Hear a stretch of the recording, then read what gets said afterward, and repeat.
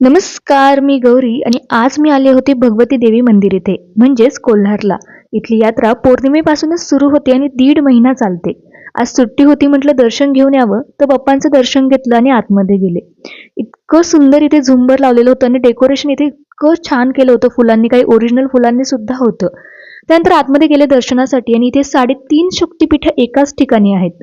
म्हणजे तुळजापूरची तुळजाभवानी, माहूरगडावरची रेणुका माता, भगवती देवी म्हणजेच कोल्हापूरच्या महालक्ष्मी माता आणि सप्तशृंग गडावरील सप्तशृंगी देवी. तर हे सगळे जे आहे ते एका ठिकाणी आहे.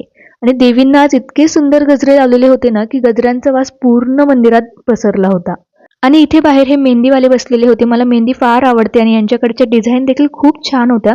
पण एकदा मी यांच्याकडून मेहंदी लावली होती ना, तेव्हा माझ्या हाताची फार जळजळ झाली होती, आग झाली होती. म्हटलं नको लावूयात. आणि त्यानंतर बाहेर आलो आम्ही मंदिराच्या आणि इथे खूप सुंदर सुंदर दुकानं होते, यात्रा भरलेली होती. पण आत्ताच आमच्या गावची म्हणजेच लोणीची यात्रा झालेली होती, त्यामध्ये बरंचसं सामान घेतलेलं होतं. त्यामुळे म्हटलं की आता इथे काही नको घ्यायला, फक्त थोड्याफार गोष्टी बघितल्या. आणि आता संक्रांत आली आहे, त्यामुळे वाण देण्यासाठी इथे बऱ्याचशा गोष्टी होत्या. 12-12चे सेट होते सगळे. आणि म्हटलं घरी जायला निघावं, पण त्याआधी पोटोबा तर करावाच लागेल. म्हणून मग यात्रेत आलो आणि काही खाल्लं नाही असं होणार नाही. त्यामुळे मग मस्त पाणीपुरी घेतली आम्ही तिघींनी आणि त्यानंतर रगडा घेतला आणि निघालो घरी. भेटूया उद्याच्या ब्लॉगमध्ये.